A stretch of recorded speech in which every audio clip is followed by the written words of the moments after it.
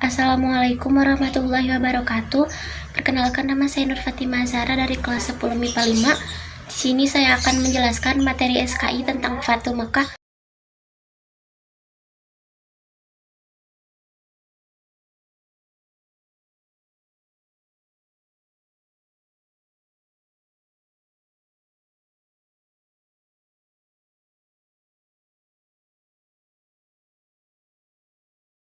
Terjadinya Fatu Mekah.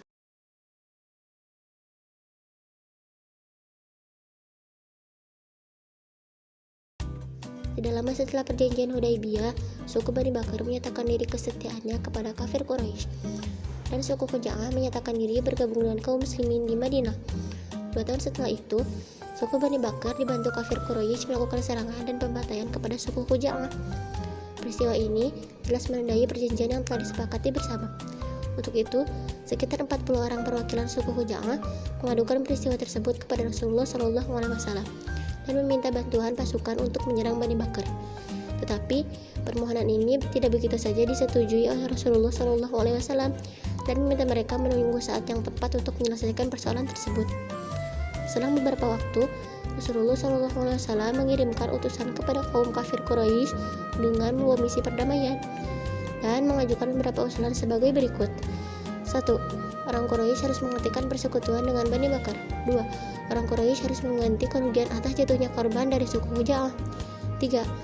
Orang Quraisy harus menyatakan pembatalan terhadap perjanjian Hudaibiyah. Dari ketiga usulan tersebut, kafir Quraisy memilih alternatif ketiga, yaitu menyetujui pembatalan perjanjian Hudaibiyah.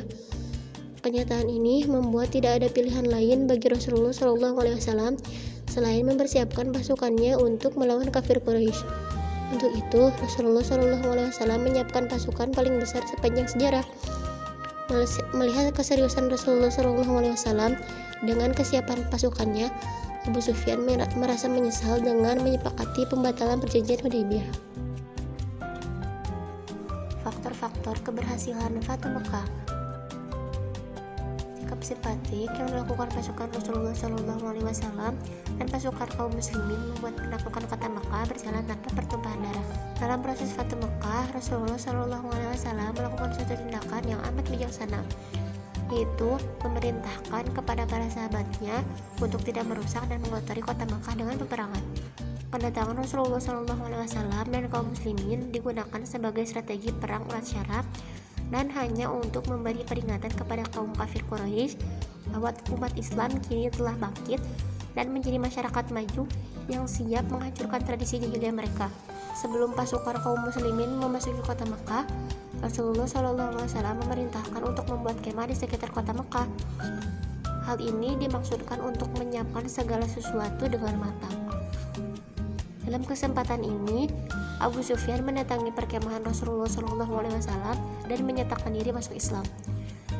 Seorang sahabatnya, Al-Abbas, berbisik kepada Rasulullah SAW bahwa Abu Sufyan adalah orang yang senang berbangga dan dipuji.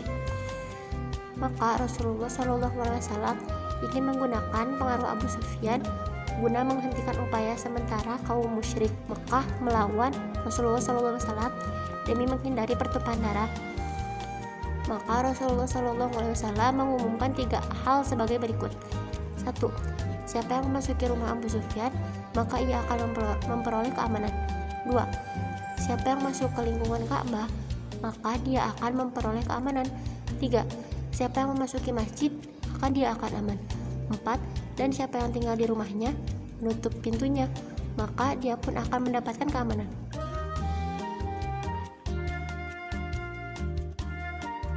Haji Wada. Haji Wada adalah haji yang dilakukan oleh Rasulullah SAW pada tahun 10 Hijriah. Ia dinamai demikian karena ketika itu Rasulullah SAW berpamitan dengan umatnya dan menyatakan bahwa siapa tahu aku tidak dapat lagi bertemu kamu semua setelah tahun ini. Rasulullah SAW mendorong kaum muslim untuk ikut berhaji dengan beliau. Rasulullah SAW bermaksud menunjukkan kepada semua kaum muslim bagaimana berhaji yang sebenarnya, sesuai yang diajarkan Allah Subhanahu wa taala kepada Nabi Ibrahim alaihissalam dan yang disyariatkan pula kepada Rasulullah SAW dan umat Islam yang mampu melaksanakannya. Ajakan Rasulullah SAW disambut antusias oleh seluruh kaum muslim yang selama ini sudah memendam rindu dengan Ka'bah. Maka berdatanganlah kaum muslim dari seluruh penjuru hingga berkumpul 100.000 jamaah menuju Baitullah memenuhi panggilan Allah. Pada hari Sabtu tanggal 25 Zulqa'dah tahun 10 Hijriah, setelah sholat zuhur 4 rakaat di Masjid Nabawi dan menyampaikan beberapa tuntutan berkaitan dengan ibadah haji, Rasulullah SAW beserta rombongan berangkat menuju Zulhulaifah yang merupakan mikot penduduk Madinah. Pada hari ke-8 bulan Zulhijjah, yaitu bertepatan dengan hari Tarwiyah, beliau berangkat menuju Mina dan salat 5 waktu di sana. Pada paginya, beliau menetap sebentar sampai matahari terbit. Kemudian melanjutkan perjalanan hingga sampai di Arafah dan menemukan tenda telah terpasang di Namirah. Di perut lembah itu, sekitar 144.000 manusia berkumpul di sekitar beliau. Beliau pun bangkit untuk berkhutbah dan menyampaikan beberapa pesan dalam khutbahnya. 1. Janganlah berlaku kasar dan aniaya kalian semua manusia terhadap istri-istri mereka. 2. Jangan menuntut balas pembunuhan dan di zaman jahiliyah dan jangan riba. 3. Jangan pula saling membunuh dan jangan menjadi kafir sepeninggal beliau, dan berpeganglah pada kitab Allah Subhanahu wa taala dan sunnahnya supaya tidak tersesat. 4. Sesungguhnya tidak ada nabi setelahku dan tidak ada umat baru setelah kalian. 5. Hendaknya semua kaum muslim saling bersaudara, tiada kelebihan satu kaum dengan kaum lainnya kecuali ketakwaannya. 6. Tunaikanlah zakat kalian dengan lapang dada. 7. Berhajilah kalian ke Baitullah. 8. Patuhilah pemimpin-pemimpin kalian, niscaya kalian masuk surga. Haji Rasulullah SAW ini selain dikenal dengan nama Haji Wada, dinamai juga beberapa nama lainnya, antara lain 1. Hajat al-Islam karena ia adalah haji Rasulullah SAW yang pertama dan terakhir sesuai dengan tuntutan Islam. Sebagaimana haji itu juga yang menjadi rujukan kaum muslim dalam pelaksanaan ibadah haji yang sedikit atau banyak berbeda dengan haji kaum musyrik. 2. Hajat al-balag atau haji penyampaian karena dalam khutbah Rasulullah SAW ketika itu salah satu yang beliau tanyakan kepada jamaah adalah, apakah aku telah menyampaikan yakni ajaran agama Islam? Jawaban ini beliau inginkan agar menjadi saksi di hari kemudian bahwa memang beliau telah menyampaikan ajaran. Secara khusus pada haji ini Rasulullah SAW menyampaikan kepada umat Islam rincian ibadah haji secara lisan dan praktek. 3. Haji al-tamat atau haji kesempurnaan karena pada hari Arafah saat Rasulullah SAW wukuf. Cukup sekian dari saya, semoga bermanfaat. Wassalamualaikum warahmatullahi wabarakatuh.